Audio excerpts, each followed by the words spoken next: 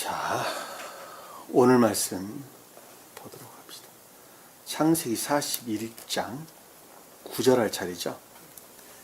9절에서 24절까지 영문자는 읽어봅시다.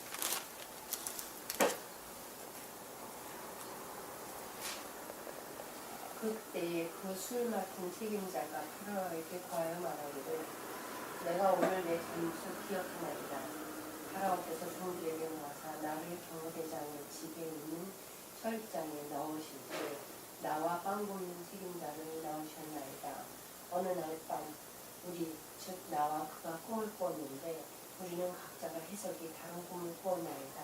그곳에는 경호대장의 종인 히브리인 한 젊은이가 우리와 함께 있었는데 우리가 그에게 말했더니 그가 우리의 꿈들을 해석해 주었는데 각인에게 꿈대로 해석해 주었으며 그가 우리에게 해석해 준 대로 그렇게 되었으니 나는 나의 직책을 회복하였고 그는 매달리나이다 하더라.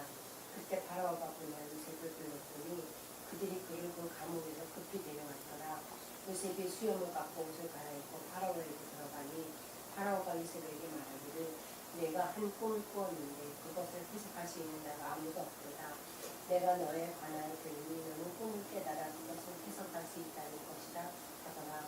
요셉이 파라오에게 대답하여 말하기를 그것은 내 안에 있는 것이 아니니 하나님께서 평안의 대답을 파라오에게 주시리이다 하니 파라오가 요셉에게 말하기를 사람의 꿈에 내가 강둑 위에 서 있는데 보라 살찌고 잘생긴 암소 7마리가 강가에서 올라와 풀밭에서 뜯어먹고 또 보라 초라하고 아주 흉하고 양인 다른 암소 7마리가 그들을 뒤따라 나오는데 그처럼 흉한 것을 우리가 아직껏 이집트 땅에서 본 적이 없었으니 깡마르고 흉하게 생긴 암소가 처음에 살찐 7마리의 암소를 먹어버리더라. 그들이 먹어버리고서 먹은 것 같지도 않고 처음과 마찬가지로 여전히 흉하더라. 그래서 내가 깨닫고 또 내가 꿈에 보니 보라 한 줄기에서 7이삭이 나오는데 가득 차고 충실하더라. 보라 파리하고 깡마르며 동풍으로 시든 7이삭이 그들 뒤에 나오더니 마른 이삭들이 좋은 7이삭을 삼켜버리더라. 내가 이 꿈을 마술사들에게 말하였으나 그것을 내게 설명할 수 있는 자가 없었느니라 하더라. 아멘. 오늘 본문 내용 좀 길죠?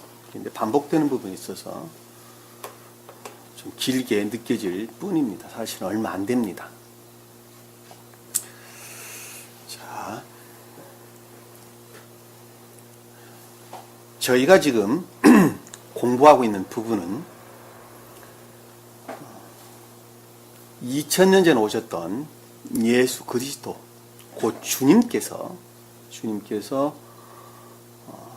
자연적인 외적인 것들의 측면에서 다른 말로 감관적인 것들의 측면에서 어떻게 영화되셨느냐 하는 것입니다. 영화되셨다라는 말씀의 뜻은 신령 존재되신 분과 주님 자신을 가리키는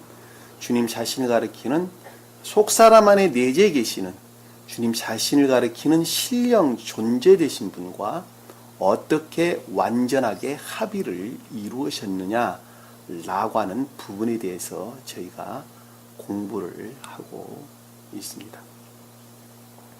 자, 그러면 자연적인 외적인 것들을 우리가 어떻게 이해를 해야 되느냐, 감관적인 것들을 어떻게 이해해야 되느냐라고 하는 것은 자연적이라는 말이 무슨 말인지 이해를 못하고 감관적이라는 말이 무슨 말인지 이해를 못하면 우리가 알 수 있는 말은 아무것도 없겠죠.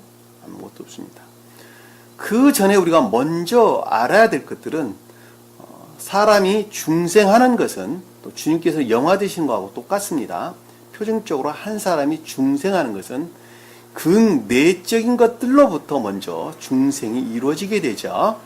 그리고 영적인 것들, 극내적인 것들이 이루어지고 그리고 영적인 것들이 이루어집니다. 그리고 자연적인 것들이 이루어지고 그리고 우리가 지금 공부하고 있는 자연적인 외적인 것들, 감관적인 것들이 그 다음에 중생이 일어나게 됩니다. 그러니까 그것은 마치 과일이 속에서부터 익어서 겉에 있는 것도 나머지 또한 마지막에 익는 것하고 익는 거다, 익어가는 과정하고 똑같단 말입니다. 한 사람이 중생하는 거나 한 과일이 잘 여물어가는 과정은 비슷하고 아주 유사하다 하는 것을 우리가 쉽게 이해해 볼 수가 있습니다. 자, 천적인 것들의 측면에서 주님의 영화 과정을 설명을 할 때, 자, 잠깐만요. 기계 돌아가는 소리가 너무 커가지고.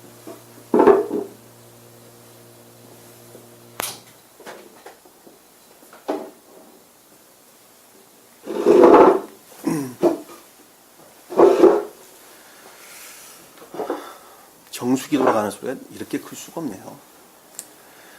자, 천적인 것들, 극내적인 것들의 측면에서 주님께서 영화되신 과정은 아브라함이 표징을 했죠. 아브라함이 표징했습니다. 천적인 교회라는 측면에서 또는 극내적인 선이라는 측면에서 주님의 영화 과정은 아브라함이 표징했습니다.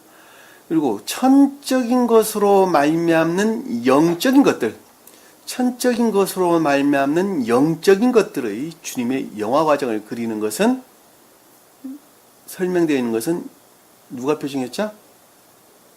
이삭이 표징을 했죠. 아브라함이 낳은 이삭이 표징했습니다. 그래서 아브라함은 신령 천적인 존재다, 이렇게 이야기를 하는 것입니다. 아브라함은 신령 천적인 존재의 측면에서 주님을 표징한다, 이렇게 이야기합니다. 그리고 그 신령 천적인 존재로 말미암는 영적인 것들의 측면에서 주님의 영화 과정을 그리는 것을 가리켜서 이삭이 표징하는데, 그걸 가리켜서 신령 합리적 존재다, 그러는 것입니다. 다시 말씀드리면 신령 인간을 가리키는 말씀의 뜻입니다. 그러니까 신령 합리적 존재란 말이 그 뜻입니다. 그리고 자연적인 것들의 측면에서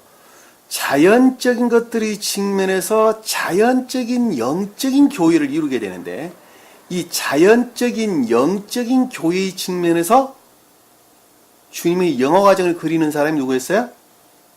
야곱이었어요.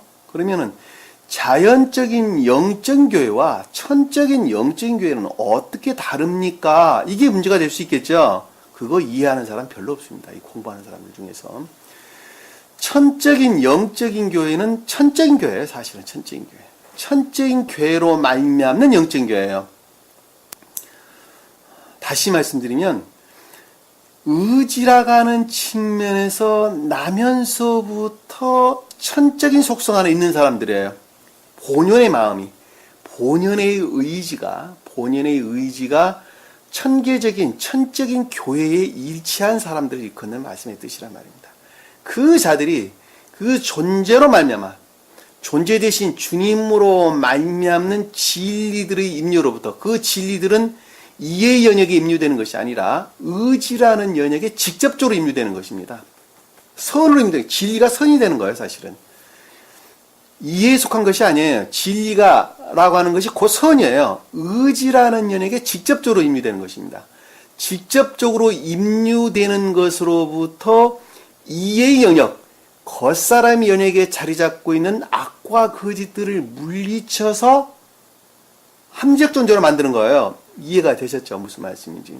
합리적 존재로 만드는 것입니다. 그런데 야곱이 표징하는 자연적인 영적인 교회는 먼저 이해라는 영역에 진리들이 임류하는 것입니다. 진리들이 간접적으로 임류하는 거예요. 간접적으로. 이해라는 영역에 진리들이 간접적으로 임류하게 되면 그것들을 어떻게 해야 되느냐? 기억자 안에 지식으로 먼저 저장을 해야 되는 거예요. 기억자 안에 지식으로 먼저 저장되어 있는 것을 가리켜서 뭐라고요?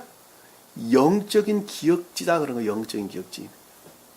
그러니까 기억지는 두 가지가 있어요. 하나는 영적인 기억지, 하나는 자연적인 기억지라니까. 또는 외적인 기억지, 또는 자연적인 기억지, 이런데 이 자연적인 기억지는 오관에 의해서 형성된, 오관에 의해서 터득된 여러 가지 것들이 저장된 곳이에요. 지식들이 저장되는 것을 가리켜서 자연적인 기억지 또는 겉사람에 속한 기억지다, 이렇게 이야기하는 것입니다.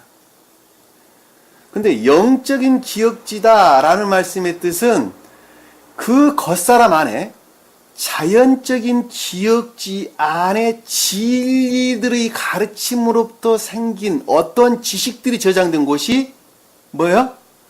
영적인 기억지다 그러는 거예요. 이 영적인 기억지들이 일을 하기 시작해서 교회를 이룬 사람을 가르쳐서 영적인 자연적인 교회다 그러는 거예요. 그거 누구예요? 야곱이 그것을 표현하는 거예요. 야곱이. 그러니까 야곱과 이삭은 얼마큼 틀려요? 그러니까 하늘과 땅만큼이나 달라요. 이삭이 표징하는 천적인 영적인 교회는 본인의 의지라는 영역 안에서 교회를 이룬 자를 일컫는 말씀의 뜻이고, 그리고 야곱이 표징하는 자연적인 영적인 교회는 본인의 의지는 나면서부터 악한 그 상태로 그대로 있어요. 인간 고유 속성이 그대로 가지고 있단 말이에요. 그러나 이해라고 하는 영역 안에, 이해라고 하는 소위 여기 본문에서는 총명 영역이라고 그랬죠. 술 맡은 책임자가 그 뜻한 말씀의 뜻인데, 이 총명의 영역 안에 새로운 의지라고 하는 양심을 넣어주는 것입니다. 무엇으로 말미암았어요? 진리들의 가르침으로 말미암는 기억지에 속한 지식들이 의지라고 하는 의지에 속한 것들과 결합을 해서, 의지는 인간 고유 속성에 속한 악이에요. 그럼에도 불구하고 결합될 수 있는 순수하고 단순한 선들, 그걸 소박하고 단순한 선 안에 있는 사람이다라가 수도 없이 설명드렸어요. 그것들을 가리켜서 본연의 성질로 보서는 악이나 그럼에도 불구하고 진리에 속한 것들과 결합될 수 있는 선들이 있다니까, 그 선들이 서로 결합하여서 어디에? 총명의 영역에, 또는 이해라고 하는 영역에 뭘 형성하는 거예요? 새로운 양심이라고 하는 새로운 의지를 형성하게 되는 것입니다. 그 새로 형성된 의지로부터 또는 양심이라는 것으로부터 어떤 것들을 생각하게 되고, 그 생각하는 것으로부터 삶으로부터 그 모습을 드러내는 자, 그 자를 가리켜서 인애의 선 안에 있다라고 하는 것입니다. 인애의 선 안에 있다.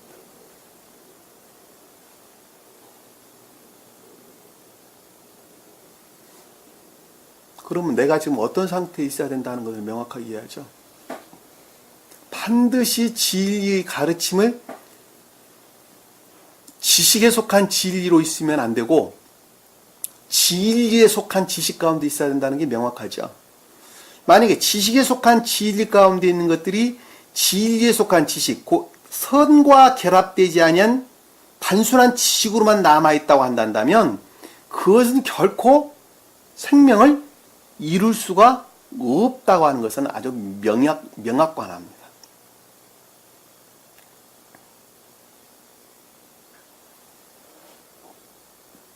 자, 본문 말씀에서 이삭이 표징하는 자연적인 영적인 교회에서 자연적인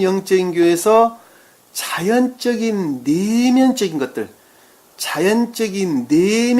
것들의 측면에서 주님께서 영화되신 것을 일컬어서 요셉이 이집트로 팔려와서 보디발이 집에서 종노릇을 하게 되는데, 보디발 그 주인이 모든 것들을 요셉의 손에 맡겼더라라는 말씀의 뜻입니다. 이해가 되죠? 무슨 말씀인지. 자연적인 영적인 교회의 측면, 그리고 자연적인 내면적인 자연적인 것들의 측면에서 주님의 영화 과정을 그리고 있는 것입니다. 그것이. 그러나 감관 영역에서 비롯된 거짓된 속성들, 그들이 선이라 여기는 유전적 선이라고 제가 설명을 드렸는데, 선이라 여기는 거짓들의 계속적인 공격 가운데 있죠. 거짓들의 계속. 그것은 어디서 비롯되는 거예요? 감관에서 비롯된, 나면서부터 가지고 나왔던 감관적인 것들로 말미암았던 선 아닌 선인 행사를 하고 있는 유전적인 선들이란 말입니다. 그 선들이 계속적인 유혹이 있었죠. 거짓들의 유혹이 사실은 진리라는 측면에서 또는 선이라는 측면에서 악과 거짓들의 유혹입니다. 그것을 보디발의 아내가 유혹하는, 요셉을 유혹하는 과정으로 우리에게 설명이 되는 것입니다. 그것은 어디에서 비롯되느냐? 철저하게 감관적인 것들에서 비롯된 것입니다. 이 감관적인 영역에서 파생되어 나오는 거짓들의 유혹으로부터 누가? 자연적인 내면적인 것들 안에 자리 잡고 있었던 교회를 이루고 있었던 요셉이 어디에 갇히게 되느냐? 감옥에 갇히게 되는 것입니다. 감옥에 갇혀 있다라는 말씀의 뜻은 악과 거짓들의 구속 상태에 있다라고 하는 것입니다. 해방되어 있지 못하고 악과 거짓들의 구속 상태에 있는 것을 가리켜서 감옥에 갇혔다. 그러면 악과 거짓들의 구속 상태에 있다는 말씀의 뜻이 무엇인고 하면, 지옥의 악령들은 다른 것을 가리키는 것이 아니라 자아에서 파생된 모든 것들을 가리켜서 지옥의 악령 그러는 것입니다. 악 그러는 거예요. 악. 자아는 악이에요. 그 자아가 악인데 그 악으로부터 파생되자 나오는 모든 것들을 가리켜서 악령, 그 세간애가 될 수도 있겠죠. 그렇죠? 쉽게 말하면 세간애 정도 생각해 볼 수 있습니다. 다시 말씀드리면, 세상에 재물을 취하는 것을 인생의 목표로 삼는다 한다면 재물을 취하는 그 목적이 곧 그 사람이 생명이 되겠죠. 곧 사랑이 된단 말이에요. 선이 된단 말입니다. 그리고 그들이 선이라 여기는 그 생명에 속한 악이, 그 악에서 파생되어 나오는 이 모든 것들로부터 나라고 하는 사람, 영에 속한 이 모든 것들 그 가운데 어떻게 되는 거예요? 구속시킨다니까. 구속시키는 거예요. 그것이, 그렇게 구속시키는 것이 명예도 될 수 있겠죠. 그렇죠? 재물에 대한, 명예에 대한, 세상 갖가지 것들에 대한 것들이 다른 것 하시나 그런 거란 말입니다. 그런 것들이. 자, 그것들에 의해서 구속 상태에 놓인 것을 가리켜서 요셉이 감옥에 갇혔다라고 하는 것입니다. 요셉이 감옥에 갇혔다. 근데 요셉이 감옥에 갇혔는데 감관적인, 다시 말씀드리면 이 감관적인 사람 안에 또는 자연적인 외적인 사람 안에 이해의 영역과 의지 영역이 있죠. 자, 가장 궁극적으로 주님을 닮는 그릇입니다. 자, 자연적인 사람 안에는 자연적인 사람이 아까 영적인 사람으로 바뀌어져 가는 과정을 이 야곱이 표징한다고 제가 설명을 드렸죠.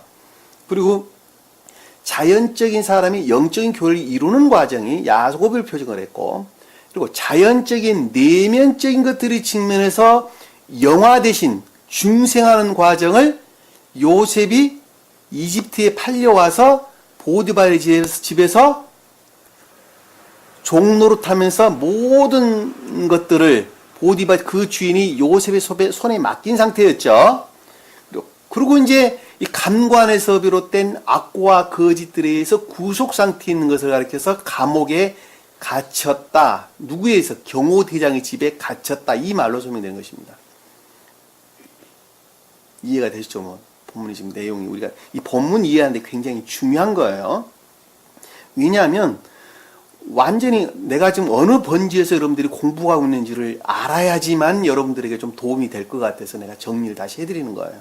내가 지금 어떤 번지수에 지금에서 헤매고 있는지를 모르면 집을 찾아가는데 내가 지금 서 있는 위치가 어디라는 것을 모르면 집을 찾을 수 있을 수 없어요. 군대에서 좌표 보는 것도 똑같아요. 내가 지금 어느 위치에 있어야지만 내가 어느 방향으로 갈 것인가가 정해지겠죠. 그러겠어, 안 그러겠어요? 그 좌표는 보는데 이쪽으로 가는 게 북쪽인지 어느 쪽으로 가는데 동쪽인지 그걸 어떻게 한단 말입니까? 모르지. 그러니까 그 좌표, 여러분 자신들이 지금 내가 어떤 좌표에 머물러 있는가 라고 하는 것을 여러분들 스스로가 지식적으로라도 알고 있지 아니하면 아무런 소용이 없단 말이에요. 번지수를 찾아간다는 건 거의 불가능하다니까. 집을 찾아간다는 것은.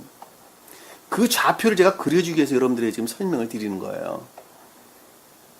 그러니까 요셉이 감옥에 갇혀 있는 상태는 감관적인 것들에서 비롯된 악과 거짓들의 구속 상태인 것, 온갖 악과 거짓들이 구속 상태에 있는 것을 가리켜서 요셉이 지옥에 갇혀 있다라고 하는 것이죠. 어떤 측면에서?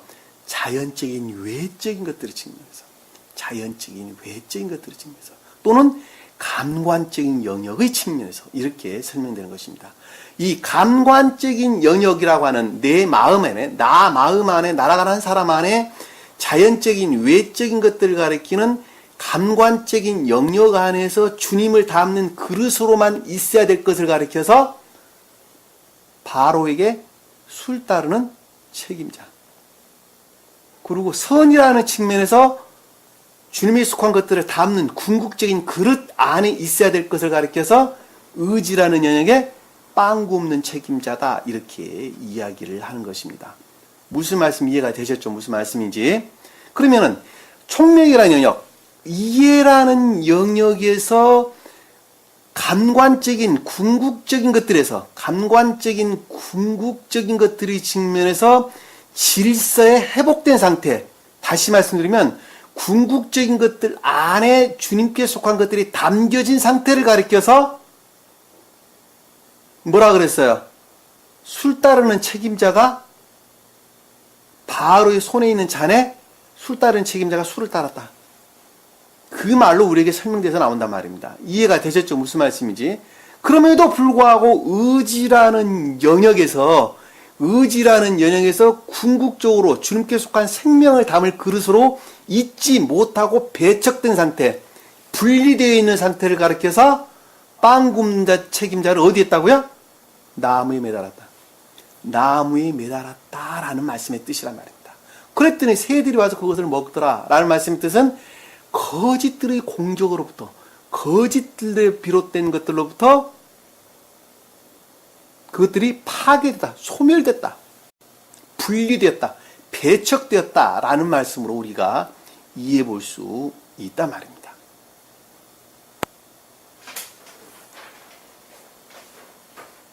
머릿속에 그려지셔야 됩니다. 그려지지 않으면 본문 말씀을 이해한다는 것은 처음부터 불가능해요.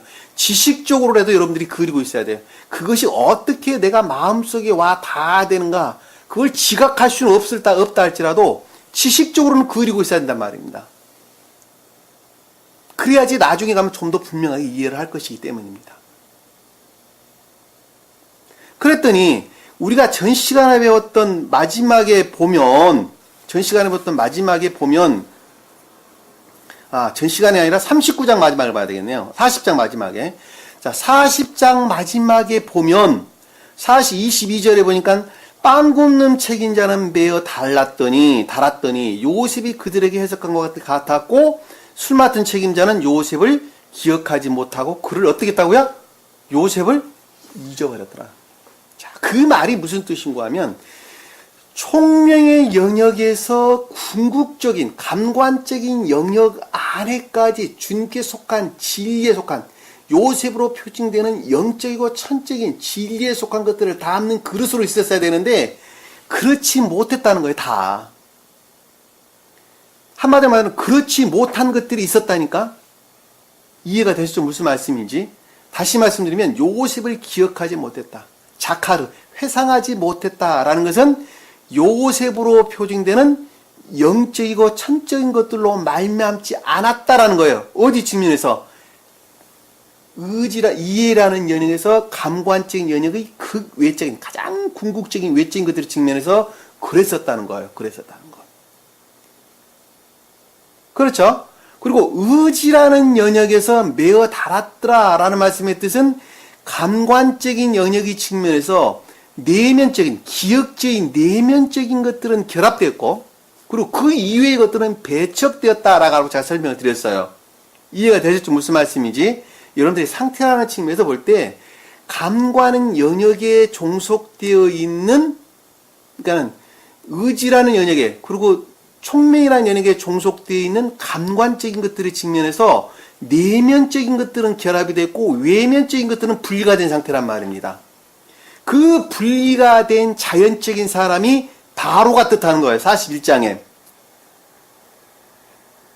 이해가 되시죠? 무슨 말씀인지. 그럼 바로가 자연적인 사람의 상태를 가리키는 것인데, 자연적인 사람의 상태가 지금 어떤 상태에 놓여 있느냐라고 한다면 제가 방금 전에 설명드렸던 그 상태란 말입니다.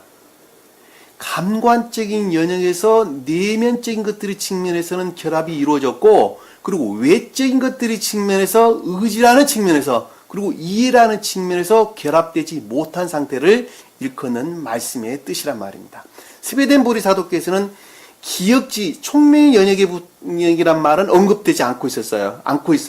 근데 제가 자꾸 그 부분을 언급하는 이유는 39절 마지막에 보면은 술 따르는 책임자가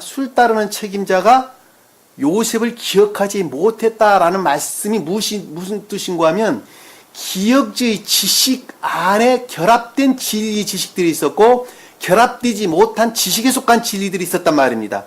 무슨 말씀 이해가 되시죠? 그 말씀을 지금 41장에서 바로가 꿈으로 우리에게 설명해 주는 것입니다. 이해가 되셨죠? 무슨 말씀인지. 그러니까 이해라는 영역에서, 총명이라는 영역, 그 이해라고 하는 영역의 기억지라고 하는 가장 감관적인 궁극적인 어떤 외적인 기억지인데, 그 영적인 기억지 안에 선들과 결합된 진리의 지식들이 있었고, 그렇지 못한 지식에 속한 진리들이 있었단 말입니다. 무슨 말씀 이해가 되시죠?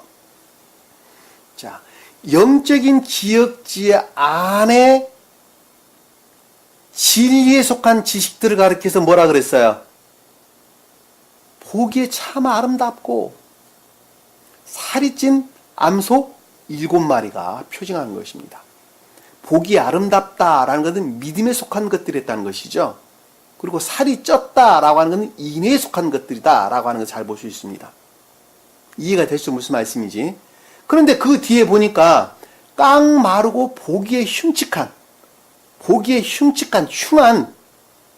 암소 7마리가 곁에 있더라라고 하는 거예요. 그 말의 뜻은 경계 안에 있다는 거예요. 경계 안에. 자, 나일강이라고 하는 기억지로부터 올라온 건데, 기억지를 뜻하는 것인데, 그 주님으로 말미암았다는 거예요. 그러니까 하나는 진리에 속한 지식에 속한 것이, 진리로 말미암은 진리에 속한 지식에 관한 것이고, 또 하나는 지식에 속한 진리에 관한 것이라니까 서로가 분별되는 거예요. 그 경계 안에 있더라는 거예요. 그랬더니 깡 마르고 보기에 흉측한 암소 7마리가 어떻게 했다고요? 보기에 아름답고 살찐 암소 7마리를 먹었다 그랬죠? 먹었다는 건 마음으로부터 수용됐다. 마음으로부터 수용됐다. 다시 말씀드리면 지식에 속한 진리들이 배척됐다. 그 말로 이해해 주시겠죠? 반대로 뜻으로 해석하면. 그리고 그 뒤에 나오는 무성하고 충실한 이삭 7개는 다시 말씀드리면 한 줄기로 말미암는 이삭 7개, 무성하고 충실한 7이상은 기억지의 지식에 속한 외면적인 것들, 보다도 외적인 것들의 측면에서 뭐라고요? 하나는 믿음에 속한 것, 하나는 인내에 속한 것. 그리고 뒤에 깡마르고 동풍에 시든 7이삭은 탐욕과 결합된 지식에 속한 진리들을 가리킨다는 걸 우리가 잘 볼 수 있어요. 이해가 되시죠? 무슨 말씀인지. 자, 그 꿈에 관한 내용이 오늘 본문의 내용인데, 어떻게 해서 지식에 속한 진리 안에 있는 것들, 또는 진리에 속한 지식 안에 있는 것들이 요셉으로 표징되는 기억지 안에 영적이고 천적인 것들을 불러내어 서로 교류하는 상태로부터 의지 영역에서 나무에 매달렸던, 아직 결합되지 못하고 배척되었던 감관적인 영역에 속한 악과 거짓들을 물리치고 감관적인 영역에서 신령 존재와 합이라느냐, 영화되시느냐라고 하는 부분이 지금 우리가 본문 공부하고 있는 핵심 내용이에요. 그 핵심 내용이에요. 무슨 말씀 이해가 되셨죠? 그러니까 먼저 어디서 이 일을 먼저 해야 돼요? 지식으로 배운 기억지, 이해라는 영역의 지식이라는 측면에서 먼저 그것들이 이해를 해야 된단 말입니다. 그러니까 여기서 지금 나일강에서 올라왔다는 말이 그래 등장을 하는 거예요. 왜? 그것이 영적인 기억지를 뜻하기 때문입니다. 다시 말해서 그동안에 익히고 터득했던 내면적으로 내적으로 익히고 터득했던 그리고 지각됐던 모든 것들이 종결되는 부분이란 말이에요. 그 가운데서 가장 외적으로. 그러니까는 이해라는 영역에서 먼저 지식들이 일하지 않으면 안 되는 것입니다. 이해가 됐죠? 무슨 말씀이지? 그 일하는 과정, 일하기 시작한 과정이 오늘 본문 말씀의 내용이란 말입니다. 이해가 되셨죠? 그러면 자, 본문 말씀을 통해서 한번 살펴보도록 하겠습니다. 그때 술 맡은 책임자가 파라오에게 고하여 말하기를, 그때 바로가 꿈을 꾸었죠. 바로가 꿈을 꾸었는데 마음이 불안해서 사람을 보내 마술사들과 현인들을 불렀죠. 그럼에도 불구하고 그 꿈에 대해서 해석할 자가 아무도 없었다. 이렇게 이야기합니다. 이 마술사와 현인들은 감관적인 것들에서 비롯된 주님으로 말미암지 아니한 감관적인 것들에서 비롯된 기억주의 내면적인 것들과 외면적인 것들을 표징한다. 제가 이렇게 여러분들에게 설명을 드렸어요. 그랬죠? 그때에 술 맡은 책임자다라는 말씀의 뜻은 총명의 영역에서 내면적인 자연적인 내면적인 것들 안에 복종되어 있는 그것들과 결합되어 있는 술 맡은 책임자예요. 감관적 영역 안에 있는 거예요. 다시 말씀드리면 주님으로 말미암아 궁극적으로 담고 있는 그릇이란 말이에요. 술 맡은 책임자가. 이해가 되셨죠?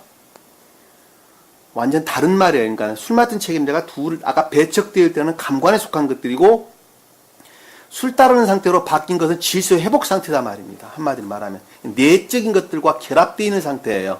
술 맡은 책임자가 파라오에게 고하여 말하기를, 파라오는 자연적인 외적인 것들의 측면에서 지금 악과 거짓들이 난무한 상태죠. 난무한 상태인데 고하여 말하였다라는 말씀의 뜻은 그와 같은 자연적인 것들의 측면에서 정리정돈하여 생각하기를, 그 뜻이에요. 고하였다라는 다바르, 인도하다, 정돈하다, 안내하다 이런 뜻입니다. 그러니까 자연적인 사람의 측면에서 술 맡은 책임자라는 것은 총명의 영역에서 내적인 것들과 결합된 그 어떤 것들로부터 정돈하여 정리하여 생각하기를, 또는 그것들이 다스림으로부터 생각하기를, 그 뜻이에요. 이해가 되셨죠? 무슨 말씀인지. 말하기를 내가 오늘 잘못을 기억하나이다 라는 말씀의 뜻은 이 감관적인 영역에서 보니까 주님의 질서에 일치한 상태에 있지 못했다는 것이죠. 잘못을 기억한다 라는 것은 무슨 뜻이에요? 요셉을 기억해달라고 그러는데 요셉이 지금 기억하지 못하고 있잖아요. 다시 말씀드리면 영적이고 천적인 것들의 로 말미암는 기억지 안에 있지 못했다는 거예요. 있지 못했다. 그러니까 질서의 도치 상태에 지금 있었다라고 하는 것을 누가? 바로가 생각한 거예요. 사실은 바로가.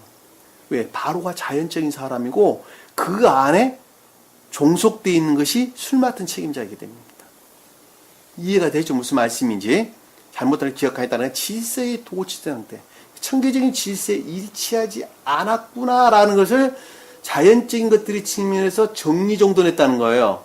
나라고 하는 사람이 깨달았다는 거예요. 무슨 말씀 이해가 되시죠? 내가 주님의 일을 한다고 열심히 지금까지 해왔는데 어느 날 갑자기 공부를 쭉 하다 보니까 내가 주님의 일을 하는 것이 아니라 이게 내 일을 하고 있었구나. 깨달았다니까. 깨달은 거예요. 생각으로부터 그 이해가 깨달아진 거예요. 이해가 되죠? 무슨 말씀인지. 다 그런, 저도 똑같은 그런 과정을 겪어왔어요. 난 제일 처음에 이 진리들을 동영상을 통해서 가르치면서 정말 주님의 일인 줄 알았어요. 다 내일 하고 있더라니까, 내일 하고 있더라니까. 공부를 하다 보니까 내일 하고 있더라고요, 다. 아, 내가 주님의 일을 하지 않냐고 내일을 하고 있구나라는 것은 거의 한 3년이 지나니까 알겠더라니까. 3년 지나면서부터, 3년이 넘었으면서부터, 아, 이게 주님의 일이 아니라 다 내일을 하고 있었구나. 깨달은, 어디에서? 가장 궁극적이고 강관적인 연이 자연적인 것들의 측면에서. 제 입장에서 보면 자연적인 것들의 측면에서 깨달았다는 거예요. 그 말이에요, 여기서 보면. 고에 말하기를 내가 오늘 잘못을 기억하나이다. 왜? 요셉으로 표현되는 천적이고 영적인 것, 또는 아니 영적이고 천적인 것들을 다 잊어버린 상태예요. 사실 잊어버린 것이 아니라 아직 일하지 못한 상태죠. 자연적인 내면적인 것까지는 일을 지금 하고 있었는데 보다도 외적인 것들이 측면에서 주님께서는 일을 하지 못하고 어디에 있어서요? 후속 상태, 곧 시험의 상태에 있었단 말입니다. 10절에 보니까 파라오께서 종들에게 노하사 나를 경호대장 집에 있는 철창에 넣으셨을 때, 자, 파라오께서 종들에게 노했다라는 것은 자연적인 내면적인 것들의 측면에서 그것들의 수종들은 감관적인 것들이죠. 종들은 왜? 내면적인 것들은 보다 내적인 것들이고 감관적인 것들은 보다도 외적인 것들이기 때문에 종들이다라고 하는 것은 감관적 영역에 속한 노했다라는 말씀의 뜻은 질서일치하지 않은 상태에 있었다는 것이죠. 청계적인 질서에 일치한 상태에 있지 않았다는 것입니다. 그러니까 경호대장의 집에 철창에 갇혔다라는 말씀의 뜻은 경호대장이 뭐예요? 경호대장. 바로를 지키는 자잖아요. 지키는 자. 요즘 모르면 대통령 경비대장 정도 되잖아요. 경호원 정도 되잖아요. 다시 말씀드리면 경호대장이라는 것은 어떤 것이 옳은가 그른가 하는 것을 판단하는 중요한 또는 으뜸된 진리들을 가리킨단 말입니다.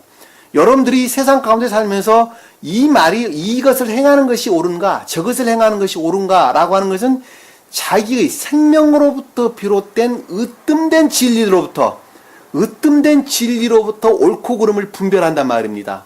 무슨 말씀 이해가 되시죠? 그러니까 경호대장이 아브라함의 종이었어요? 아브라함의 경호대장이었어요? 아니라니까. 이삭의 경호대장이었어요? 아니라니까. 야곱의 경호대장이었어요? 아니라니까. 바로의 경호대장.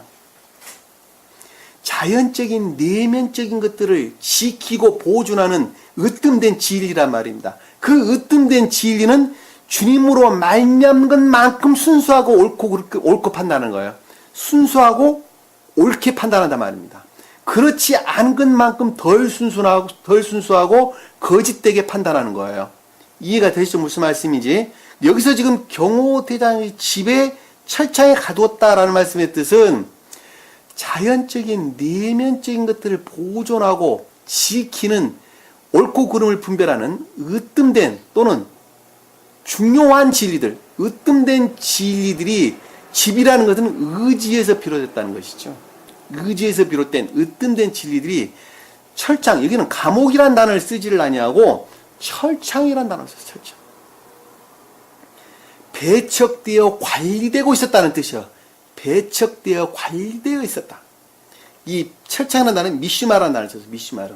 감옥, 악과 거짓들에게 구속되어 있는 상태를 가리켜서는 소아르, 감옥, 지하 동굴 뭐 이런 뜻입니다.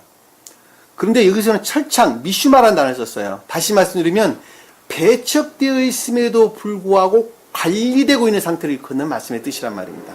넣었을 때 나와 빵 굽는 책임자를 넣었나이다 라는 말씀의 뜻은 감관적인 영역에서 총명에 속한 것과 의지에 속한 것들이 배척되었었다라는 말씀의 뜻이죠. 중요한 진리들로부터 옳고 그름을 판단하는 중요한 것들로부터 그것들이 배척되는 것이에요. 그걸 어떻게 이해를 해야 되는지 여러분들에게 제가 설명을 드렸어요. 11절 보니까 어느 날 밤 우리 즉 나와 그가 꿈을 꾸었는데, 자, 밤이라는 것은 불영명한 상태죠. 어둠, 어디에서나 불영명한 상태를 밤 이렇게 설명하는 것입니다. 꿈을 꾸었다라는 말씀의 뜻은 예견되어지고 섭리되었다는 것이죠. 섭리는 좋은 뜻으로, 주님의 입장에서 보면 영화라는 측면에서, 사람의 입장에서 보면 중생이라는 측면에서 주님께서 섭리하시는 것이고, 예견이다라는 말씀의 뜻은 중생과 대적하는 악이라는 측면에서 배척되고 분리되는 것을 일컫는 말씀의 뜻이에요. 그것들이 어떻게 배척될 것이다, 선이라는 측면에서는 어떻게 영화될 것이다 라는 것들에 대한 내용이란 말입니다. 사건들에서 소위 말하면 꿈을 꾸었는데 그거는 한 사람의 계시와 똑같은 거예요. 우리는 각자가 해석이 다른 꿈을 꾸었더라 라는 말씀의 뜻은 총명의 영역에서 일어날 사건들과 의지의 영역에서 일어날 사건들이 각각 다르다는 것이죠. 일하는 방법이 각각 다르다는 거예요. 무슨 말씀 이해가 되셨죠?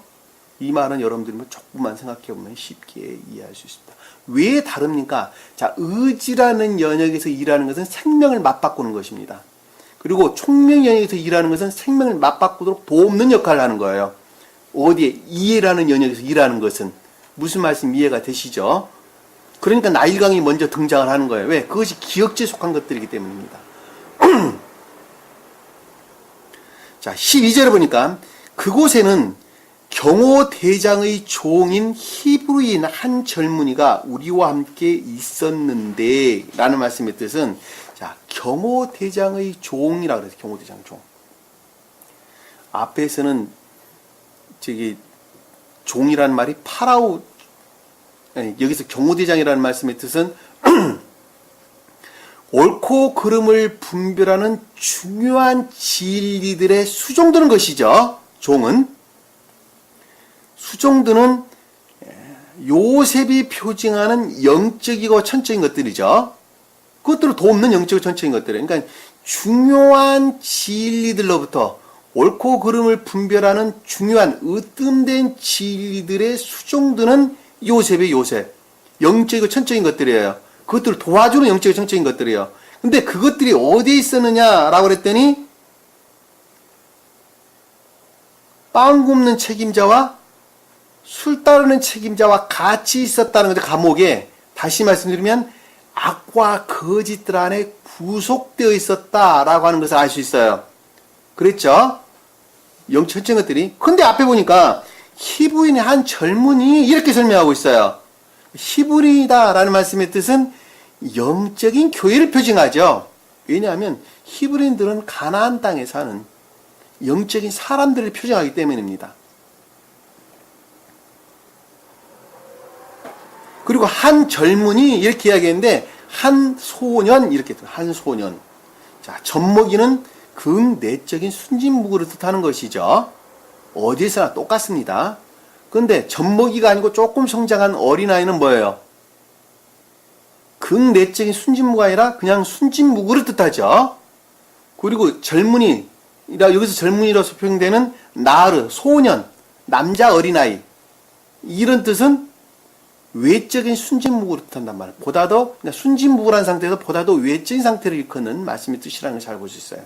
그러니까 영적인 순진무구한 진리들이에요. 소위 말하면.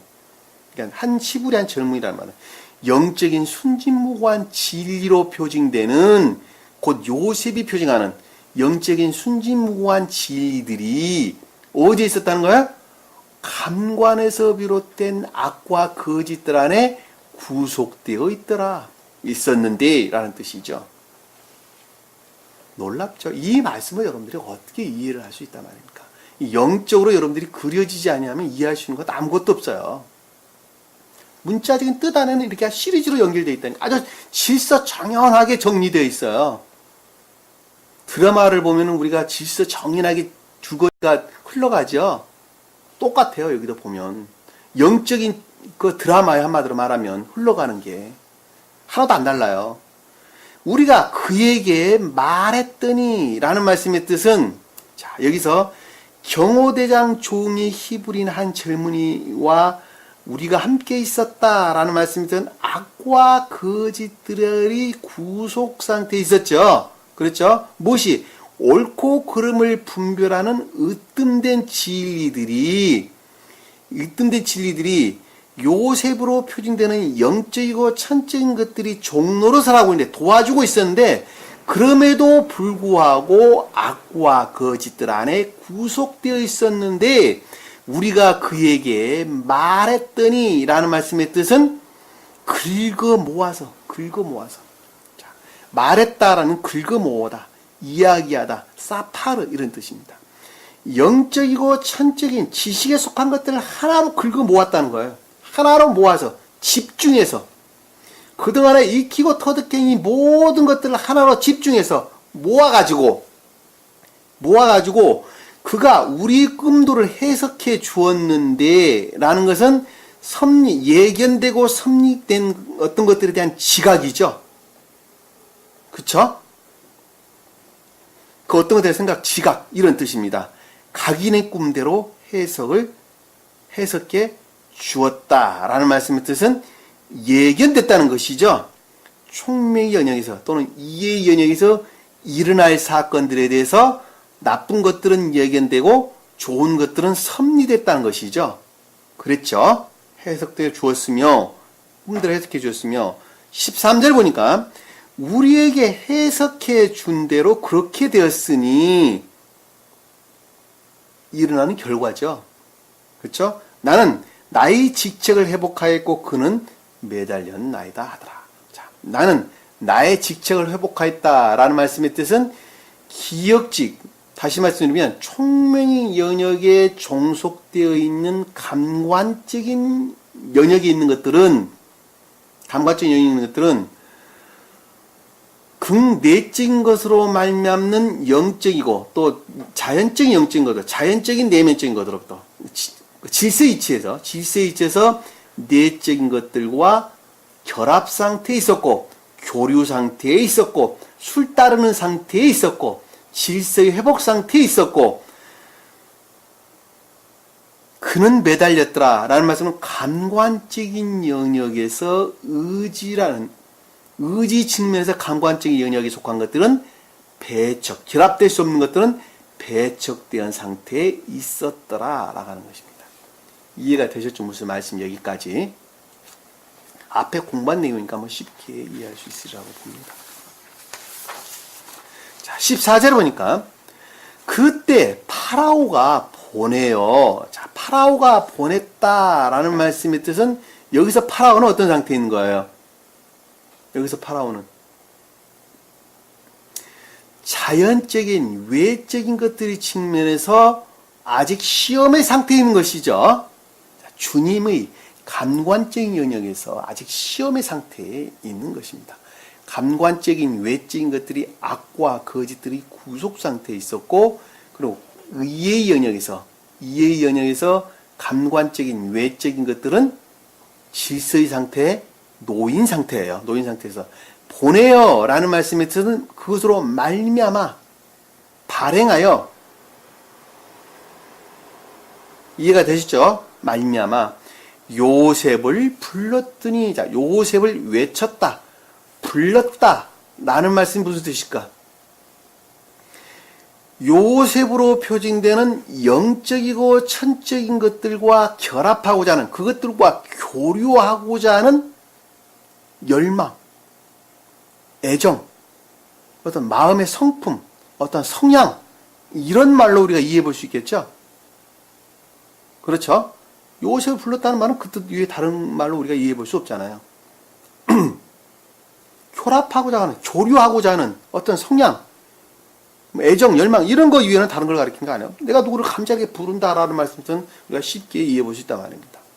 그들이 그를 그 감옥에서 급히 데려왔으니 자, 영적이고 천적인 것들로 말미암아 영적이고 천적인 것들과 교류하고자 하는 열망으로부터 여기서 감옥은 구덩이란 뜻이에요. 구덩이, 보르, 쏘아라는 단어를 쓰지를 않았어요.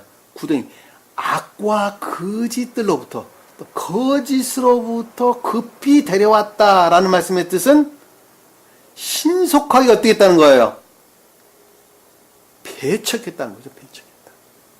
자, 시험의 상태로부터 시험의 상태에 있는 바로가 자연적인 사람이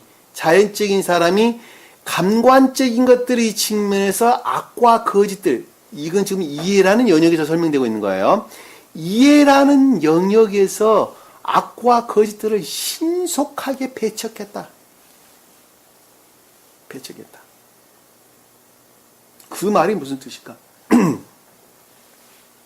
신속하게 배척했다. 아, 여기서 늘 가리키면서 교회에 나가지 말라. 그건 우상을 섬기는 곳이니 결코 나가서는 안 됩니다. 나가서는 안 됩니다. 그 말을 어느 날 갑자기 그 말이 일하기 시작하죠. 여기서 보면 좀 불렀다는 말은 그것들과 교류하고자 하는 열망, 애정. 그렇죠? 그것으로부터 그를 감옥에서 불렀다라는 것은 생각이라는 측면에서 확증된 것이죠. 아, 내가 교회를 나가지 말아야 되겠구나. 라고 어디에 이성적으로 확증한 것입니다. 더 이상 내가 이제 나가지 말아야 되겠다. 뭐만 남았어요? 마음으로부터 굳히는 것만 남았어요. 생각은 이미 결정됐다니까. 마음으로부터 굳히는 것만 남았어요. 근데 내 마음이 말을 안 듣는데 그 마음이 말을 안 들어서 계속 지옥의 상태에 머물러 있는 것을 가리켜서 뭐라 그랬어요? 7년 동안 이집트 땅에 가뭄이 될 것이다. 그러니 7년 동안 열심히 농사를 먼저 지어가지고 차곡차곡 창고에 쌓아놨다가 7년 가뭄이 올 때에 그것들을 백성들에게 베풀어라. 그러면 백성들이 굶어 죽지 않을 것이다. 그 말씀의 뜻이에요. 그 말씀의 뜻. 놀랍죠? 영적인 뜻들이. 그 말씀의 뜻. 제가 이렇게 설명하니까 여러분 조금 이해가 되죠? 급히 데려왔더라. 급히 데려왔더라. 생각으로부터 바로 결정을 한 거예요. 아, 나 나가지 말아야 되겠다.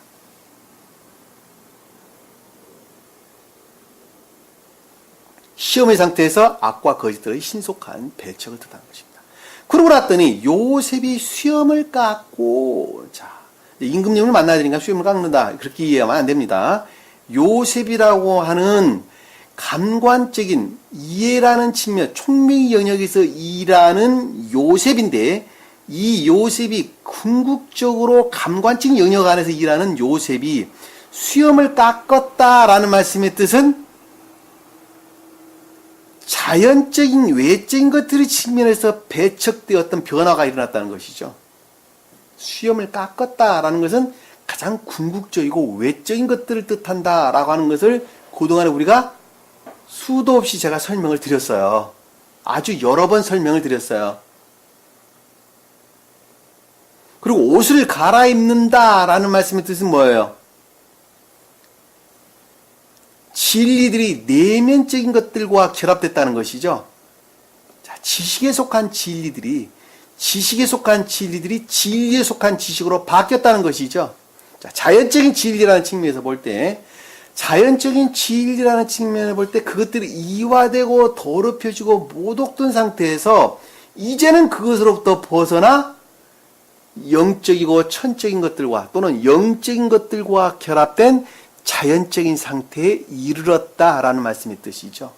바꿔 설명하면 그 뜻이죠.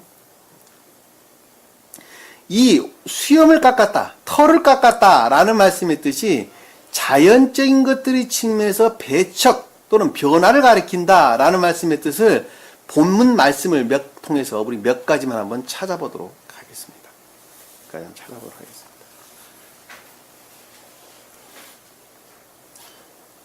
자, 레위기 21장 한번 볼게요. 레위기 21장. 레위기 21장 10절. 레위기 21장 10절 한번 볼게요.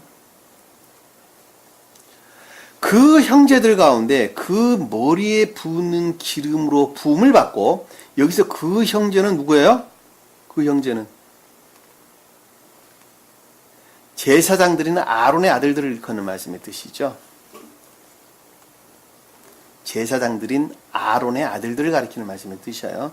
그러니까 제사장들인 아론의 아들들 가운데 그 머리에 부는 기름으로 부음을 받았다라는 말씀의 뜻은 선의 결합이죠. 선. 그리고 선결하게 되어 의복을 입었다라는 것은 그것과 결합된 진리를 가리키죠. 대제사장은 그 머리에 쓴 것을, 그 말이 아니라 그 머리를 풀어놓지 말고 라는 뜻이에요. 머리에 쓴 것을 벗지 말고가 아니라 파라. 머리에 쓴 거, 머리를 풀어놓지 말고 머리를 풀어 헤치지 말라는 거예요. 자기 옷을 찢지 말라. 자, 머리를 반정하게 빗지 아니하고 풀어 헤쳤다라는 말씀의 뜻은 세상에서 미친 사람들이 머리 풀고 다니죠. 그렇죠? 영적으로 보면 미친 사람들이라니까. 악과 거짓들과 결합되어서는 안 된다는 거예요. 어디 측면에서? 자연적인, 외적인 것들의 측면에서. 그리고 옷을 찢지 말라라는 것은 진리들이 이화되고 모독돼서는 안 된다라고 하는 것입니다. 이 제사장인 아론이라는 말씀의 뜻은 신령 선의 측면에서 천적인 존재로서 주님을 가리키는 말씀의 뜻입니다. 무엇을? 인류의 대업, 인류를 구원의 대업을 이루실 천적인 선의 측면에서 주님을 가리킬 때 아론 그럽니다. 그리고 아론의 아들은 영적인 존재의 측면에서 주님을 가리킬 때 아론의 아들 그러는 것입니다. 그리고 자연적인 존재의 측면에서 주님을 가리킬 때는 레이 그러는 거예요. 이해가 되시죠? 무슨 말씀인지. 그러나 교리라는 측면에서 모세의 형으로서 아론은 뭐예요? 모세는 신령 진리를 표정하고 그 형제로서 아론은 그것과 결합된 그것으로 말미암는 교리로서 진리에 속한 교리로서 주님을 표정합니다. 의미가 다르는 거예요. 왜? 제사장은 신령 존재를 표정하기 때문에 천적인 선으로서 신령 존재를 표정하기 때문에 내용이 달라지는 거예요. 이해가 되셨죠? 무슨 말씀인지. 자, 5장 레위기 21장 5, 6절 한번 볼게요. 레위기 21장 5, 6절. 자, 그들은 자기의 머리를 어떻게 하라고요? 대머리가 되게 하지 말고. 자, 여기도 그들도 뭐예요? 제사장 아들들이죠. 제사장 아론의 아들들이죠. 제사장들인 아론의 아들들은 자기 머리를 어떻게 한다고요? 자기들의 머리를 대머리가 되지 않게 한다. 대머리가 된다라는 것은 자연적인 것들을 멸시하고 무시해서는 안 된다는 것이죠. 자연적인 것들을 멸시하고 무시해서는 안 된다. 이 자연적인 진리들을 멸시하고 무시해서는 안 된다는 거예요. 여기서 아론의 아들들에 관한 내용이기 때문에 자연적인 영적인 교회에 속한 자들을 일컫는다라는 것을 잘 볼 수 있단 말입니다. 무슨 말씀 이해가 되시죠? 여러분들이 중생을 하게 되면 자연적인 영적인 교회를 이루게 되는데 자연적인 영적인 교회에 속한 자들은 자연적인 진리들 그런 것들을 배척해서는 안 된다는 거예요. 배척해서는 안 된다. 그러니까 교회에 나와서 예배 드려야 된다니까. 다시 말씀드리면 십계명의 가르침을 잘 따라야 된다니까. 한 분 하나님을 시인하고 고백해야 된다니까. 세 분 하나님이 아니에요. 색에서 만들거나 부어서 만든 우상들을 만들어서 섬겨서는 안 된단 말입니다. 부처를 섬겨서 안 되는 거예요. 집에서 여러 가지 조각들을 만들어 놓고 거기서 신으로 섬겨서 안 된단 말입니다. 조상들을 우상으로 섬겨서는 안 된단 말입니다. 제사 지내지 말라는 말입니까? 그것을 마음으로부터 섬기고 있다 한다면 그 조상이 나에게 복을 줄 것이라고 생각하고 있다 한다면 그것도 우상 섬기는 것이죠. 그러나 그것을 문화로 이해를 하면 우상 섬기는 것이 아닐 수 있겠죠. 시제 지는데 가야 됩니까? 말아야 됩니까? 가라니까요. 상관없다니까. 그들은 우상을 섬기는 것이나 여러분들이 가는 것은 그냥 즐기러 가는 것입니다. 즐기러 가는 거. 이방인들이 문화를 즐기러 가는 거예요. 나하고는 전혀 상관없는 거예요. 오랜만에 할아버지 덕분에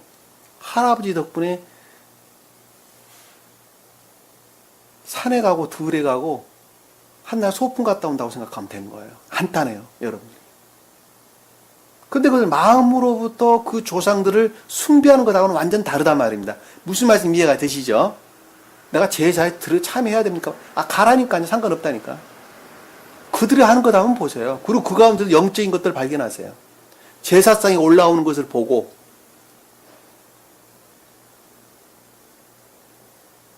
홍동백서가 나온 홍동백서 그 말도 여러분들 많이 이해하고 계시죠? 무슨 말씀인지. 성경적이에요, 사실은. 다 성경에서 비롯됐다니까. 그들이 모르고 있을 뿐이지. 앞에 지방 쓰는 것, 술 따르는 것. 성경 나오잖아요. 포도주, 제주. 떡 올리는 것, 뭐가 다릅니까? 다 똑같이. 그 가운데 여러분들이 그동안에 익히고 배웠던 것, 거기서 배우세요. 거기서 배우세요. 그냥 여러분들은 문화예요, 문화. 내가 살아가는 문화라니까. 마음 편하게 생각하시면 돼요. 그러나 그것들로부터 뭔가 있을 것이라고 생각하는 사람들은 우상숭배하는 것이 되는 것입니다. 그러나 그냥 즐기는 것은 아무 상관없어요. 예를 들면 KBS 기자가 저기 아프리카 오지에 가서 그들의 우상숭배적인 그들의 문화에 잠시 몸담고 오는 것하고 똑같은 거예요. 하나도 안 다르다니까. 그들이 어떻게 그들의 말을 이해합니까? 그걸 믿습니까? 그들은 문화는 이렇더라. 참 이상하더라. 그러고 오잖아요. 구속되지 말라 말입니다. 그거 갖고 싸우지 말라는 것이 쉽게 말하면.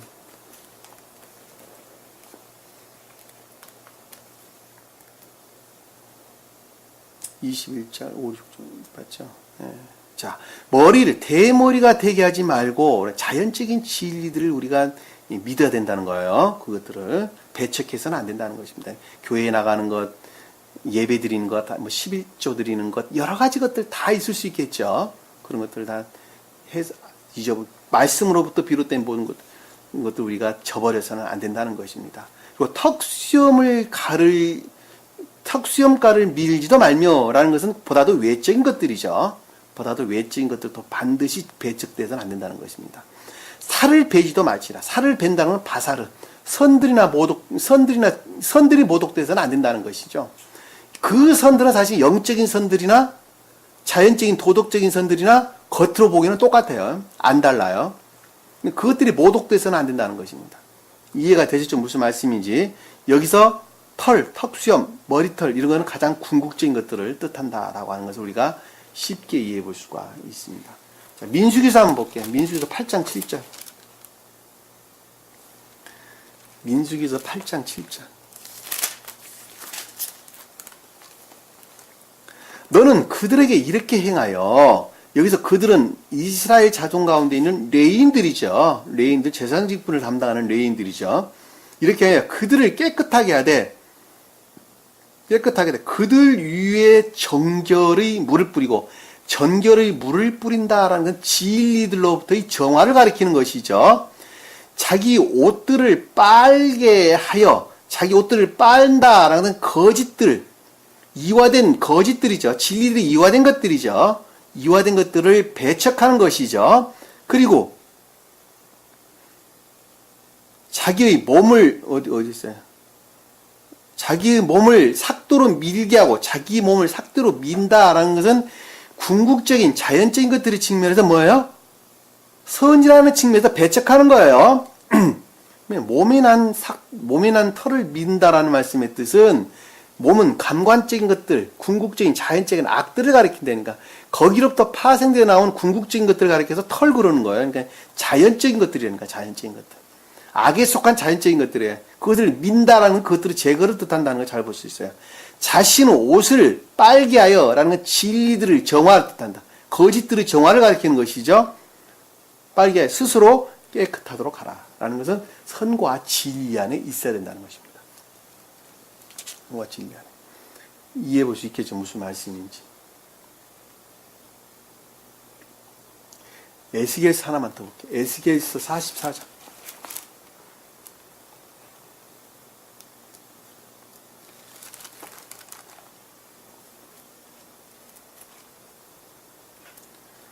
만약에 이와 같은 뜻들이 만약에 영적인 뜻들을 담고 있지 아니한다면 이것이 무슨 소용이 있단 말입니까? 몸이나 털을 민다는 말이 무슨 의미가 있단 말입니까?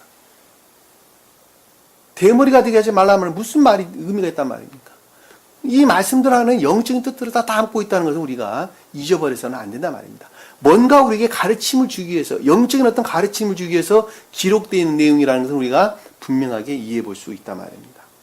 에스겔 44장 19절 한번 볼게요.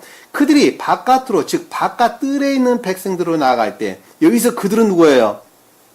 사독의 아들 레인 제사장이에요. 사독의 아들 레인 제사장. 자, 레인 제사장이다라는 것은 신령 자연적 선의 측면에서 주님을 표징한다 그랬어요, 제가. 자, 신령 자연적인 선의 측면에서 주님을 표징한다라는 말씀의 뜻이 무슨 말인가 하면 내가 자연적인 삶이라는 측면에서 그 모습을 드러낸 주님 자신을 일컫는 말씀의 뜻이란 말입니다. 이해가 되시죠? 무슨 말씀인지? 그것이 무엇으로 말미암느냐? 영적이고 천적인 진리들로 말미암는 내가 삶이라는 측면에서 그 모습을 드러낸 주님이에요. 곧 선이란 말입니다. 사랑이란 말입니다. 인애란 말이에요. 그것을 신령 자연적인 존재의 측면에서 주님이다 그러는 거예요. 저 멀리 어디서 텔레파시로 내게 뭘 주는 것이 아니라 자, 그들이 바깥뜰로 즉 바깥뜰에 있는 백성에게로 나아갈 때라는 말씀의 뜻이 뭐예요? 교회 밖에 이방인들에게 나아갈 때 교회 밖에 이방인들과 교류할 때 그들에게 발출되어져 나아갈 때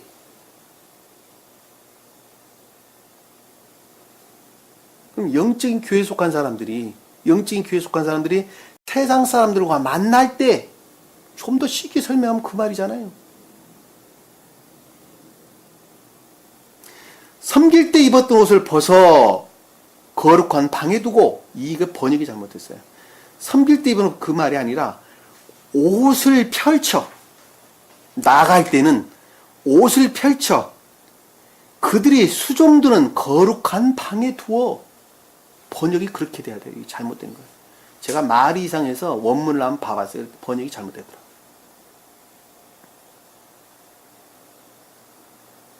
옷을 펼쳐 벗는다는 말은 파샤트, 펼치다, 배열하다 이런 뜻입니다. 파샤트.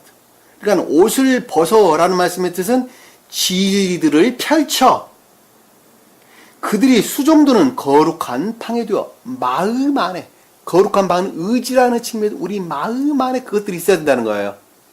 마음으로 말미암아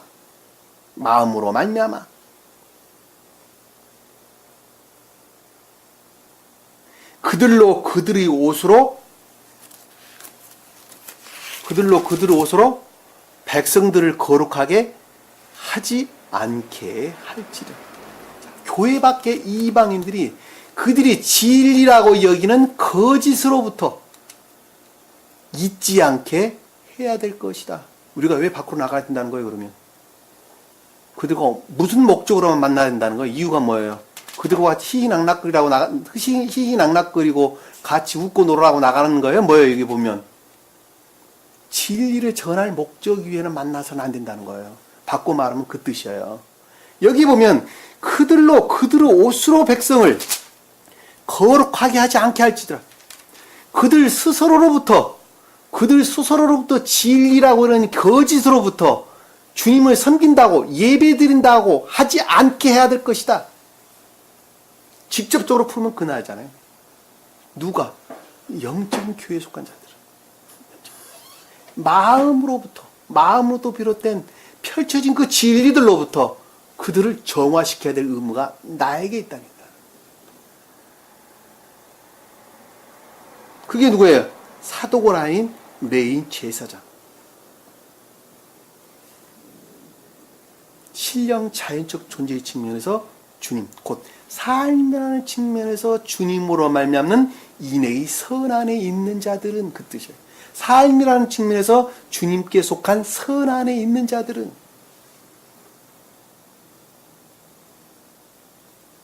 내가 만약에 삶이라는 측면에서 자연적 선으로부터 멀리 떨어진 주님으로 말미암는 영적인 선, 그 영적인 선이 자연적인 것들 안에서 종결되는 거예요. 그것 따라 내가 산다 한다면 반드시 그렇게 살아야 한다는 것입니다. 20절에 보니까 그들은 머리를 밀지 말 것이며, 자, 자연적인 것들의 측면에서 그 어떤 것들이 배척되어서는 안 될 것이며, 그들이 머리타래를 길게 자라게 하지도 말고, 자, 머리타래를 길게 자란다는 건 더플러플하게 한다는 것이죠. 다시 말씀드리면 궁극적인 자연적인 것들이 악과 거짓들과 결합돼서는 안 될 것이며 오직 그들의 머리를 단정하게 해야 될 것이다. 잘라야 될 것이다. 단정하게 해야 될 것이다. 질서일치한 상태에 있어야 될 것이다.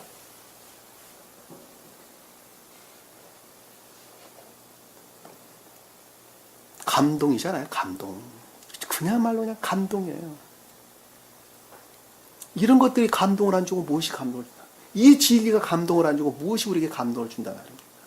여러분들이 세상에 어떻게 살아야 된다라고 하는 것을 명확하게 지적하고 있잖아요, 지금. 근데 그들과 만나 동창회 합니까? 그들과 만나 계모임 합니까? 산악회 갑니까? 있을 수 없죠. 있을 수 없습니다. 오직 누구와만 교류해야 돼요? 주님과만 교류해야 돼요. 주님과만. 언제 그러면 나갑니까? 중생하면 나가면 돼요. 중생하면. 그것이 언제 때입니까? 주님만이 하신 일이에요. 그들과 뒤섞이지 않을 상태에 이르렀을 때, 다시 말씀드리면 악과 거짓들의 공격으로부터 대항할 진리들이 내 안에 있을 때, 그때 나가는 것입니다. 그때 나가는 거예요. 악과 거짓들과 대항할 진리가 나한테 없는데 그들의 공격을 무슨 수로 막아낸단 말입니까? 악령들의 공격을 무슨 수로 잡아낸단 말입니까? 방어한단 말입니까?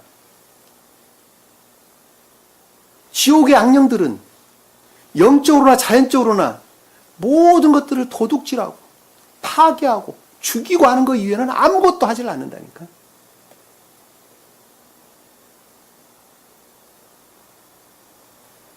진도 앞바다 세월호 침몰 사고도 똑같잖아요. 지옥의 악령들은 그들의 탐욕으로부터 모든 사람들을 죽이고 도둑질하고 파괴하는 것 이외에는 아무것도 하지 않는다니까. 그거 하지 못하게 법이라는 게 있는 거예요. 법이라는 게. 근데 그 법 철저하게 무시하잖아요. 그리고 서로 짝가서 바꿔버리잖아요. 그리고 결과적으로 이런 참사가 일어나는 거 아닙니까? 그런데 영적으로 보면 훨씬 심각합니다. 왜냐하면 구속수단이 없기 때문에 그러는 거예요. 지옥의 영들을 구속할 수 있는 구속수단이 없다니까? 그냥 노출되어 있는 거예요. 그러니 그들의 악령들의 공격을 무슨 수로 당해낸단 말입니까? 주님 아니고서는.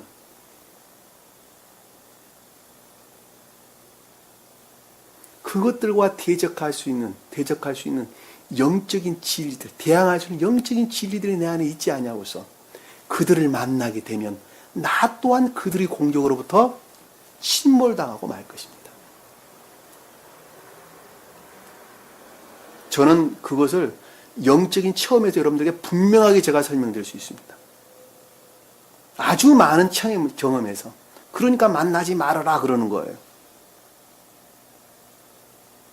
어린아이가 엄마 품속에서 다 성장해서 밖에 나가 잘 놀 때까지, 그들과 잘 함께 결합되어져 생활을 할 수 있을 때까지 엄마 품 안에서 젖 먹고 커야 되는 거예요.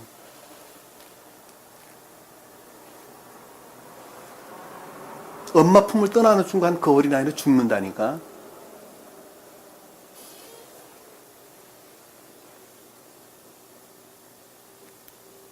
오히려 밖에다 내보내면은 아까도 내가 잠깐 말씀드렸지만 썩은 우유를 먹인다니까. 썩은 우유를 먹고 어찌 그 어린아이가 성장할 수 있단 말입니까?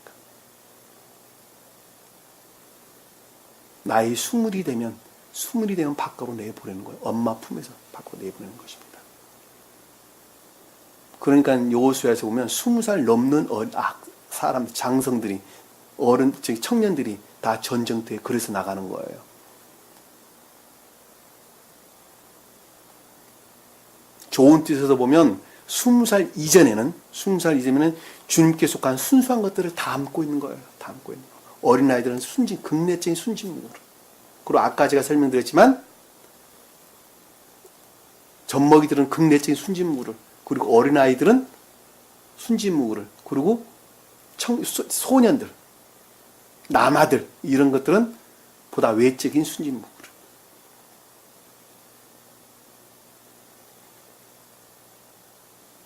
그러니까 젊은 어린 학생들이 많이 희생을 당했는데 그들은 전부 다 천국 갔어요. 다 천국 갔어요.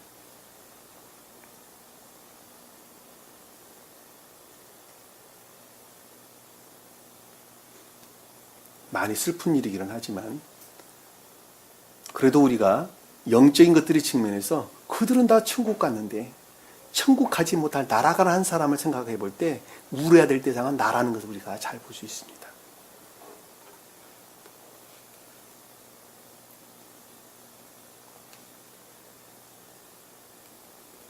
자, 본문 말씀으로 돌아와서 본문 말씀으로 돌아오겠습니다. 옷을 갈아입고 파라오에게 들어가니, 자, 요셉이 옷을 갈아입고 파라오에게 들어갔다. 파라오에게 들어갔다라는 말씀의 뜻은 파라오가 뜻하는 자연적인 사람이죠. 자연적인 사람이 감관적인 영역에 지금 머물러서 누구와 요셉과 영적이고 천적인 것들과 교류 상태에 있었다라는 말씀이 뜻이죠. 교류 상태에 있었다. 15절에 보니까 파라오가 요셉에게 말하기를, 말씀입니다. 파라오가 자연적인 것들의 측면에서 영적인 것들에 대하여 생각하기를, 자, 그것은 자연적인 사람이 영적인 것들에 대해 생각하면 그만큼 불영명한 상태겠죠? 그렇죠? 왜냐하면 자연적인 사람이 영적인 것들의 측면에서 생각을 할 때라는 뜻이에요. 그러니까 자연적인 사람이 영적인 것들의 측면에서 생각하니까 그만큼 불영명한 상태이기 때문에 뒤에 내용이 또 똑같이 지금 설명돼서 나오는 것입니다. 파라오가 요셉에게 말하기를, 지각하기를, 자연적인 것들의 사람이 영적인 것들에 대해 생각하기를, 내가 한 꿈을 꾸었는데 다 예견되고 섭리됐다. 그것을 해석할 수 있는 자가 아무도 없더라 라는 것은 그 예견된 그리고 섭리된 내용에 대해서 전혀 알 수가 없었다는 것이죠. 무지 가운데 있었더라. 내가 너에게 관하여 들었으니 라는 말씀의 뜻은 영적이고 천적인 것들을 신뢰한다는 것이죠. 그것들의 능력을 신뢰한다는 말 아닙니까? 그렇죠? 들었다는 말은 영적이고 천적인 그것들은 능력을 내가 신뢰하니 너는 꿈을 깨달아 그것을 해석할 수 있다는 것이 하더라 라는 말씀의 뜻은 너는 그 꿈을 깨달아 해석할 수 있다는 것은 밝히 조효의 상태에 있다는 것이죠. 무엇으로부터? 영적이고 천적인 것들로 말미암아서는 계시된 또는 예견된 섭리된 불영명한 상태에 놓여 있는 그와 같은 영적인 가르침에 대해서 영적인 계시에 대해서 밝히 조의 상태에 있을 수 있다고 하는 것이라는 것입니다. 그랬더니 16절에 보니까 요셉이 파라오에게 대답하여 말하기를 이라는 말씀의 뜻은 여기서는 요셉이 파라오 이 단어가 바뀌었어요. 앞뒤로 단어가 바뀌었어요. 요셉이 파라오에게 말했다라는 말씀의 뜻은 영적이고 천적인 것들로부터 영적이고 천적인 것들로부터 자연적인 어떤 일어난 계시에 대해서 생각하기를, 지각하기를, 그 말 여러분들 이해가 되세요? 내가 나 스스로로부터 어떤 계시에 대해서 생각하려니까 아무것도 알지 못하겠어요. 그러는데 영적이고 천적인 것들로부터 그 계시에 대해서 생각하니까 그것이 분명히 명확하다니까. 자, 영적이고 천적인 것들로부터 계시되는 것은 선 안에 있는 자 외에는 어느 누구도 계시하지 않습니다. 여러분들 반드시 기억하셔야 돼요. 그래서 계시록에도 보면 세례 요한, 사도 요한에게 계시하는 거예요. 이 사도 요한이 삶에 속한 선 안에 있는 자가 사도 요한이에요. 삶에 속한 선 안에 있는 자에게 요한 계시록 기록되는 내용이 무엇이다 라고 하는 것을 밝히 드러내겠다. 그 약속이 요한 계시록 1장 1절에 기록된 말씀의 뜻입니다. 내가 계시받았다고요? 여러분들도 다 계시받는다니까. 나만 특별히 이 말씀을 안다고요? 아니라니까요. 여러분들이 선 안에 있는 것만큼 아는 거예요. 선이라는 측면 나보다도 훨씬 순수한 상태에 놓이는 사람은 저보다 훨씬 더 조용한 상태에 있습니다. 이 말씀. 제가 푸는 거는 어린아이가 이야기하는 거하고 똑같다고 이야기합니다. 스베덴보리 사도도 그랬어요. 스베덴보리 사도가 열심히 천개의 비책을 쓰고 있는데 천사가 와서 어깨너머로 이렇게 보더랍니다. 그러면서 하는 말이 그게 지금 뭘 쓰고 있습니까? 그랬더니 지구에 존재하는 인간들을 위해서 제가 지금 이 내용을 지금 쓰고 있습니다. 그랬더니 피식 웃고 가더래요.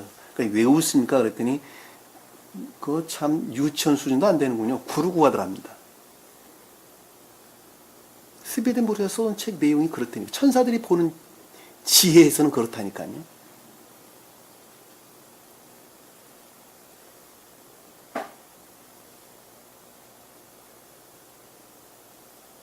저도 마찬가지예요. 제가 지금 여러분들에게 풀어서 설명을 해드리고 있지만 저보다 보다 더 순수한 상태에서 주님께 속한 생명 안에 있는 사람은 저보다 훨씬 더 조준 상태에서 이 말씀을 보고 이해하고 깨닫는다는 것입니다.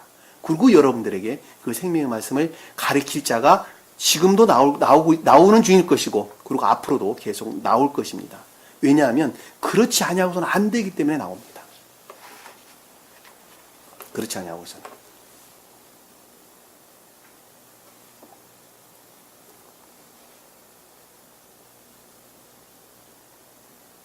요셉이 바로에게 대답하여 말하기를 영적이고 천적인 것들로부터 생각하기를. 대답했다는 것은 그 말에 대해서 주시했다. 그 꿈의 내용에 대해서 주시했다. 그것들을 입증했다. 찬양했다. 라는 뜻입니다. 그것으로부터 생각하기를 그것은 내 안에 있는 것이 아니니 라는 것은 나 자신 스스로로 말미암았다는 것이 아니죠. 나 자신 스스로로부터 어떤 것들을 깨닫고 이해하는 것이 아니라 하나님께서 평안한 대답을 바라에게 주시리라. 오직 주님 입장에서 볼 때는 존재되신 분으로부터 말미암았더라 라는 말씀을 드십니다. 영적인 교회 측면에서 볼 때는 실령 인간으로 말미암았더라 라는 말로 이해하시면 됩니다. 그죠? 왜 실령 인간으로 말미암는 진리로부터 자연적인 사람들은 중생에 이르기 때문입니다. 그러니까 표준적인 뜻으로 보면 실령 인간으로 말미암았더라 라는 말씀의 뜻이고 주님의 입장에서 볼 때는 실령 존재로만 말미암다. 오직 실령 존재로만 말미암다 라는 말씀의 뜻이라는 것을 잘 볼 수가 있습니다. 17절, 18절, 19절 마지막 절은 우리가 앞에서 봤던 내용이죠. 같은 내용입니다. 자, 간단하게 풀어보면 파라오가 요셉에게 말하기를 내 꿈에 내가 강둑 위에 서 있는데 자, 기역지의 경계 안에 있는데 그것이 주님으로 말미암았다는 말씀의 뜻이었죠. 그렇죠. 살찌고 잘생긴 암소 7마리라는 것은 믿음에 속한 것과 또는 인애에 속한 진리에 속한 기역지, 진리에 속한 지식들을 일컫는 말씀입니다. 자연적인 진리들이죠. 7마리가 강에 올라와 풀을 뜯어 먹었다라는 것은 영적인 진리들이 계속적인 가르침으로부터 선이라는 측면에서 전유 상태에 있었다라는 말씀의 뜻이죠. 보라, 초라하고 아주 흉하고 야윈 아는 암소 7마리라는 것은 믿음에 속한 것도 아니고 인애에 속한 것도 아닌 지식에 속한 단순한 기억지 않은 지식들이었다는 것이죠. 그 뒤를 따라오는데 라는 곁에 있다. 경계의 곁에 있었는데 그처럼 흉한 것은 내가 아직껏 이집트 땅에서 본 적이 없었더라 라는 말씀의 뜻은 만약에 그것이 선과 결합되어 있지 아니한다면 결코 생명에 속한 것들이 아니다는 것이죠. 그렇죠? 선과 결합되지 않았다면 결코 생명을 이룰 수 없는 단순한 학문 이외에는 또는 지식적인 것 이외에는 아무것도 아니었다 이런 뜻입니다. 깡마르고 흉하게 생긴 암소가 처음에 살찐 7마리 암소를 먹어버리더라 라는 말씀의 뜻은 지식에 속한 진리들이 선으로 말미암는 진리에 속한 지식들을 입류됐다. 마음으로부터 받아들였다라는 말씀의 뜻이죠. 자, 받아들이는 것만큼 지식에 속한 진리들은 배척된 것을 가리키는 것이죠. 반대 뜻으로 보면 이해가 되시죠? 무슨 말씀인지 21절 보니까 그들을 먹어버리고서도 먹은 것 같지 않고 처음과 마찬가지로 여전히 흉하더라. 그래서 내가 깨었다. 자, 여전히 흉했다라는 것은 결합될 수 없는, 영원히 결합될 수 없는 성질의 것들이라는 것이죠. 만약 그것들이 선과 결합되지 아니었다면 철저하게 뭐와 결합되어 있는 거예요? 반대로 악과 결합돼서 반대로 악과 결합되어 있는 거예요. 그 반대로 악과 결합된 진리에 속한 지식에 속한 진리들은 철저하게 주님께 대적하는 것이죠. 저는 그래서 여러분들이 늘 말을 합니다. 만약에 중생할 목적이 아니고서 이 진리를 지식적으로 배운다 한다면 그 자는 배우지 않으니만 못하다. 왜냐하면 배운 것만큼 주님을 모독할 것이기 때문에 주님께 대적할 것이기 때문입니다. 그래서 그들에게 주님께서는 그들을 사랑하사 자비를 베푸셨는데 어떤 자비를 베푸셨냐? 진리가 뭔지 선이 뭔지를 알지 못하는 자비를 베푸신 거예요. 왜? 아는 것만큼 모독하니까. 놀랍죠? 인류를 향한 주님의 사랑이에요. 그냥 단순하게 지식으로만 그냥 너희는 알고 있어라. 그런데 그 지식 가지고 그들의 탐욕과 짝을 것으로부터 자기들이 왕 노릇을 하게 됩니다. 나쁜 사람들이죠, 아주.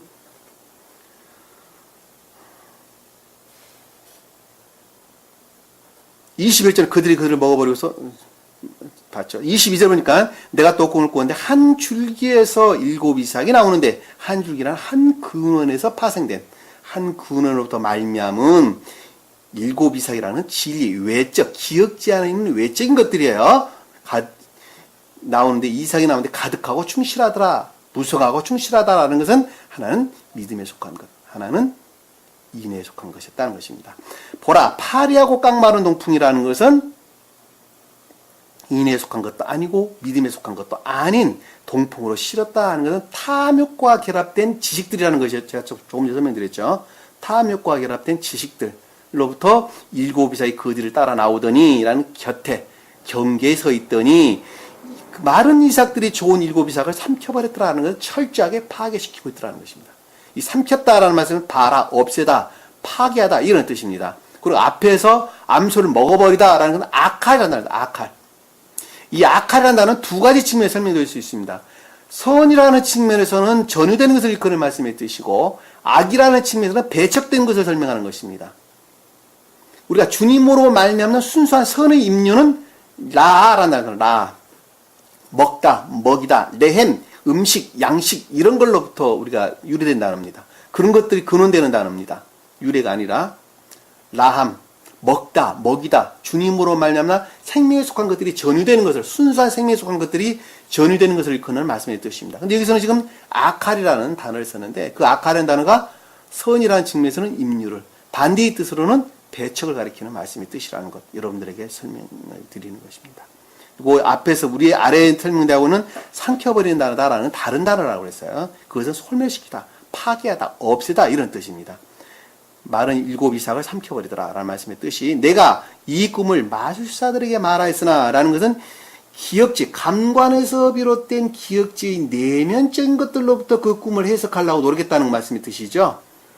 그러나 그것을 내게 설명할 수 있는 자가 아무도 없었다라는 말씀에서는 앞으로 일어날 그 어떤 것들에 대해서 예견되고 섭리된 또는 계시된 것들에 대해서 전혀 알 수가 없었다라는 말씀의 뜻이라는 것, 우리가 앞에 다 배웠던 것들입니다. 제가 간단하게 여러분들에게 설명을 다시 한번 여러분들에게 설명을 드렸습니다. 오늘 우리가 중요하게 잊지 말아야 할 것들은 주님의 입장에서 보면 가장 궁극적인 감관적인 것들의 측면에서 주님께서 어떻게 신령 존재와 합의를 하셨는가라는 것을 우리가 이해해 볼 수 있고, 또 하나 표징적인 뜻으로 볼 때는 감관적인 것들에 매여져 사는 요즘 사람들이에요. 요즘 사람들은 어떠한 과정을 통해서 우리가 중생에 들어서느냐라고 하는 것하고 우리가 쉽게 대치해서 표징적으로 우리가 이해해 볼 수가 있을 것 같습니다.